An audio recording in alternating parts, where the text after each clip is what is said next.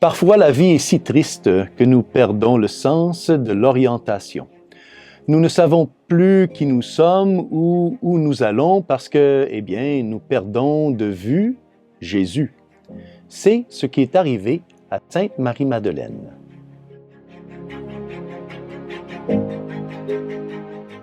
Au nom du Père et du Fils et du Saint-Esprit, Amen. Chers frères et sœurs, Salve Maria et bienvenue au commentaire de l'Évangile d'aujourd'hui.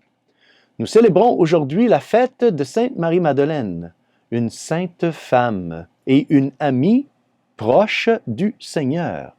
Quelqu'un qui aimait beaucoup, mais beaucoup, le Seigneur Jésus.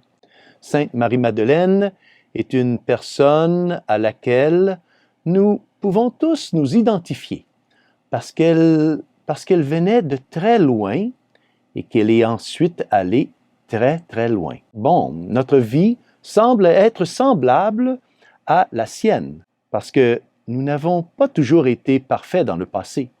Nous avons tous eu des revers dans la vie, tout comme Sainte Marie-Madeleine. Mais aujourd'hui, nous sommes des amis proches du Seigneur, et nous continuons à chercher et à rechercher le Seigneur, car nous l'entendons nous appeler à le suivre et à proclamer son nom dans le monde entier. L'Évangile d'aujourd'hui, chers frères et sœurs, nous est présenté par Saint Jean, chapitre 12, verset 1, et ensuite versets 11 à 18. Ici, dans cet Évangile, nous apprenons que Sainte Marie-Madeleine s'est rendue très, très tôt le dimanche matin de Pâques au tombeau et qu'elle l'a trouvé vide. Elle se trouve devant le tombeau et pleure parce qu'elle est dévastée par la mort de son bien-aimé Jésus et qu'elle constate que le tombeau est vide. Quelqu'un semble avoir enlevé le corps de Jésus du tombeau. Son amour et sa dévotion intense pour Jésus l'ont amené au tombeau, alors que les apôtres, eux, sont restés à l'écart. Le premier élément à considérer ici est l'intensité de l'amour de Sainte Marie-Madeleine.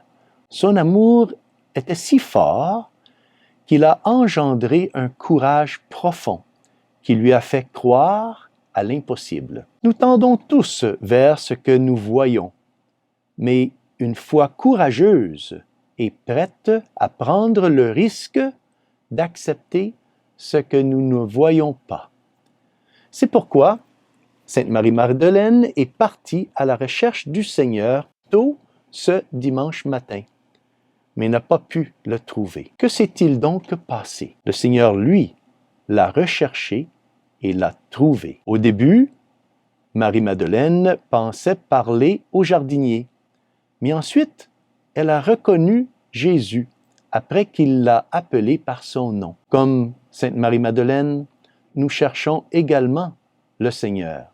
Mais nous accordons parfois trop d'attention aux événements tragiques et pas assez au Seigneur Jésus lui-même. Et le deuxième élément que nous devons considérer aujourd'hui dans cette lecture de l'Évangile, c'est que Sainte Marie-Madeleine a été tellement attristée par la mort du Seigneur qu'elle ne l'a pas reconnu au début lorsqu'il lui a demandé pourquoi elle pleurait. Oui, parce que la tristesse et la douleur peuvent nous faire perdre de vue Jésus. Mais même si nous avons du mal à suivre et à nous frayer un chemin vers le Seigneur, lui, le Seigneur, se frayera toujours un chemin vers nous et nous appellera par notre nom. Nous ne le reconnaîtrons peut-être pas toujours au début, parce que nous ne faisons peut-être pas suffisamment attention au Seigneur.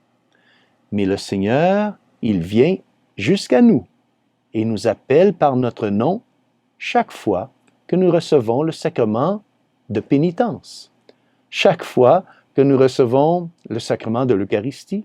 Et en nous appelant par notre nom, le Seigneur nous enverra ensuite. Comme Sainte Marie-Madeleine, oui, il nous enverra porter aux autres la bonne nouvelle de sa résurrection. Le Seigneur qui nous appelle par notre nom veut aussi que nous l'aimions de manière à être ses messagers, ses disciples, ses apôtres auprès des autres, pour répandre la bonne nouvelle de son triomphe sur les ténèbres, son triomphe sur la douleur et son triomphe sur la mort. Que la Vierge Marie nous donne toujours l'amour et le courage de discerner la présence du Seigneur et de la partager avec les autres. Et que Dieu Tout-Puissant vous bénisse au nom du Père et du Fils et du Saint-Esprit. Amen. Salve Maria.